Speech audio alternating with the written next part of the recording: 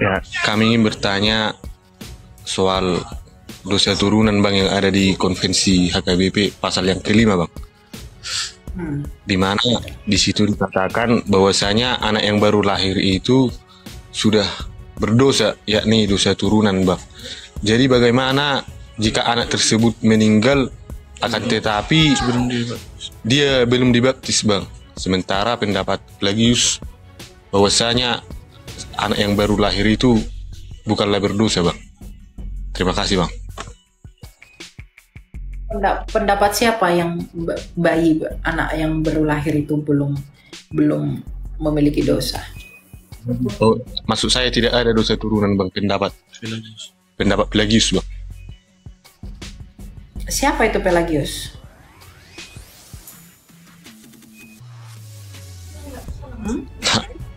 Kalau secara detailnya kami kurang tahu Bang, kan tetapi dalam kalau tidak salah seorang bapak gerejawi Bang. Ya, dosa turunan itu jangan dipahami seperti kamu berbuat salah. Misalnya kamu mencuri, kemudian dosa pencurianmu itu dilimpahkan nanti bagi anakmu. No, bukan begitu bro. Dosa turunan ini dikenal dalam konsep keyahudian juga. Jadi orang Yahudi pun mengenal ini. Itu disebut dengan Yetzer Hara. Ya, misalnya kalau kita lihat di dalam Mazmur ya, Mazmur 51 ayat 5 ya. Dikatakan begini. Ayat 7. Sesungguhnya dalam kesalahan aku dilahirkan, dalam dosa aku dikandung ibuku. Jadi orang itu dikandung oleh orang tuanya itu di dalam dosa. Nah, Yetzer Hara dalam pemahaman iman keyahudian itu adalah kecenderungan untuk berbuat dosa.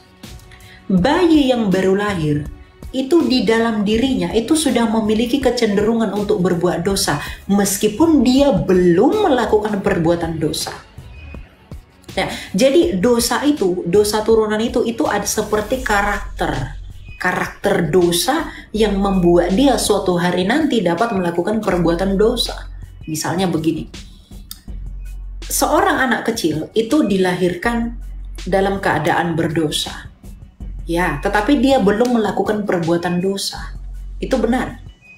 Dan ketika anak itu mati, apakah dia ke neraka? Tidak. Dia akan ke surga, ke Firdaus. Kenapa? Meskipun dia sudah punya natur keberdosaan yang membuat dia ketika besar bisa berbuat dosa, tapi dalam keadaannya sebagai bayi, dia belum melakukan perbuatan dosa. Dia belum melakukan perbuatan dosa. Itu berbeda dengan kita sebagai orang dewasa. Nah, jadi bayi itu sudah memiliki dosa sejak dilahirkan. Karena dosa itu adalah karakter. Itu seperti kecenderungan. Sama seperti begini. Singa itu hewan buas. Ya. Nah, karena kebuasan dialah, makanya dia bisa melakukan perbuatan yang buas. Ketika anak singa dilahirkan, dia tetaplah binatang buas. Meskipun dia belum menerkam mangsanya. Nanti ketika anak singa ini udah besar, baru dia menerkam mangsanya, melakukan perbuatan-perbuatan yang buas. Dia melakukan perbuatan yang buas, itu karena dia hakikatnya adalah binatang buas. Kita manusia bisa melakukan perbuatan dosa, itu karena adanya dosa di dalam diri kita. Dosa yang ada sejak dilahirkan itulah yang disebut dengan dosa waris. Dosa yang ada di dalam diri kita sejak dilahirkan itulah yang disebut sebagai dosa turunan. Hakikat keberdosaan itu adalah kecenderungan. Nah, makanya dalam iman kekristenan tidak mungkin bayi itu dilahirkan suci. Karena kalau bayi itu dilahirkan suci, tidak mungkin dia bisa berbuat dosa dan tidak mungkin ada bayi yang mati. Karena Roma 6 ayat 23, upah dosa adalah maut. Kalau memang bayi itu lahir dalam keadaan yang suci, kenapa bayi ada yang mati? Kematian itu adalah upah dosa. Ini membuktikan bahwa bayi pun sejak dilahirkan sudah memiliki hakikat keberdosaan meskipun belum melakukan perbuatan dosa. Perbuatan dosa dengan hakikat keberdosaan itu berbeda. Dan ketika bayi lahir, mereka lahir dengan hakikat keberdosaan, tapi belum dengan perbuatan dosa. Kalau kita sudah dewasa, kita dengan hakikat keberdosaan, kita juga dengan perbuatan dosa.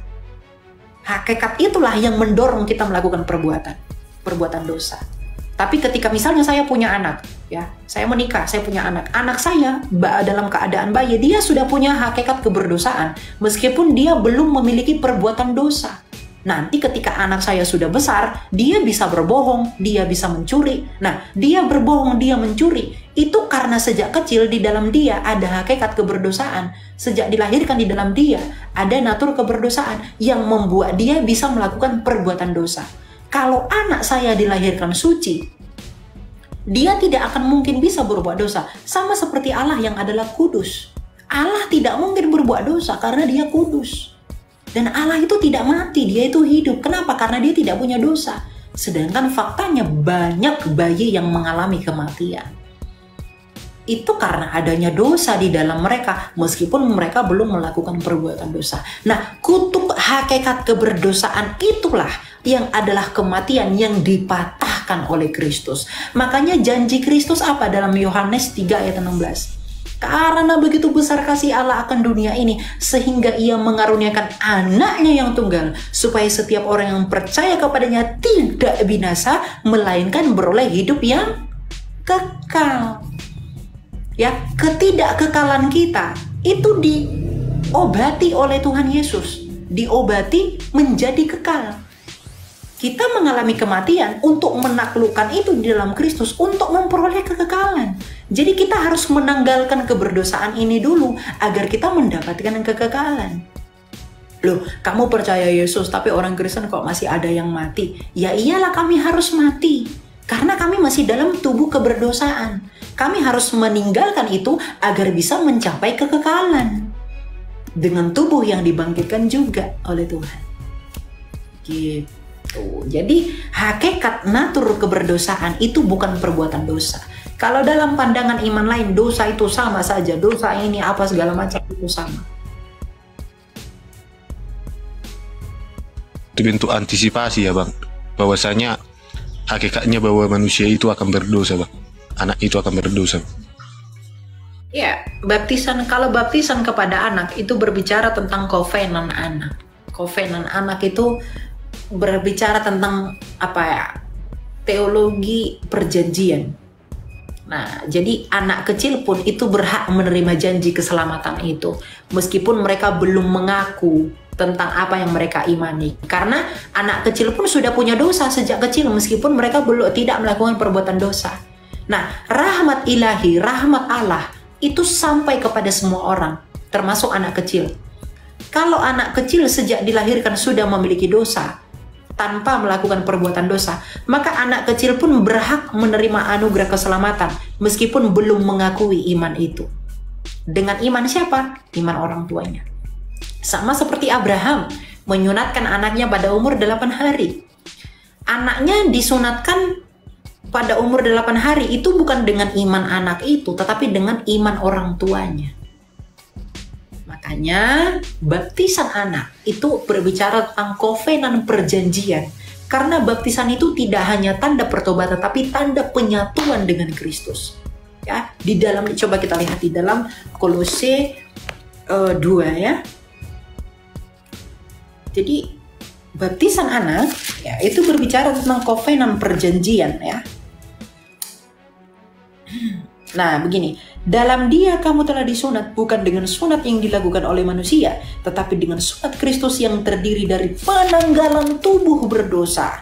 Karena anak kecil berdosa, dia pun dosanya perlu ditanggalkan. Karena dengan Dia kamu dikuburkan dalam baptisan, dan di dalam Dia kamu turut dibangkitkan juga melalui kepercayaanmu kepada kerja kuasa Allah yang telah membangkitkan Dia dari antara orang mati. Ya, jadi anak kecil pun itu berhak menerima janji keselamatan yang daripada Allah. Gitu. Itu namanya teologi perjanjian, kovenan anak namanya. Ya. Tapi saya seorang pembang. Jadi dalam konvensi itu dikatakan HKBP, Bang. Apa yang dikatakan? Dalam pasal 5 tentang dosa warisan itu bang. Bahwasanya anak-anak itu sudah ada hakikat keberdosaannya. Jadi kalau diperhadapkan dengan kedatangan Yesus, bukankah Yesus sudah memban semua dosa itu? Ya, betul. Apakah perlu direvisi lagi konvensi HKBP itu? Enggak, itu udah benar, itu udah benar. Itu udah benar, itu nggak salah. Justru ketika anak kecil itu dibaptiskan, beban keberdosaannya itu ditangguhkan pada Kristus. Makanya anak itu dibenarkan karena dia berhak menerima janji keselamatan itu. Tadi kita udah baca dalam Kolose 2. Gitu. Makanya baptisan anak itu alkitabiah. Karena itu tidak hanya lambang pertobatan, tapi lambang penanggalan. Anak kecil pun dia punya dosa. Punya hakikat keberdosaan. Maka dia juga berhak menerima keselamatan. Gitu. Itu namanya kasih karunia, ya. Terima kasih bang atas penjelasannya bang. Ya. Oke, God bless ya Richard ya. Berkati selalu. Oh. Oke. Tadi apalah yang ku sampaikan, apalah yang kau dapat dari yang ku sampaikan itu. Coba dulu kau ulang. Dosa ini nanti setelah dia besar akan berlanjut lagi kepada perbuatan dosa. Dan ketika kedua itu sudah ada dalam diri manusia itu dinamakan manusia yang berdosa seutuhnya, begitu bang kira-kira. Oke, mantap. Ya, berarti kamu mendengarkan. Keren. Thank you, Richard. God bless.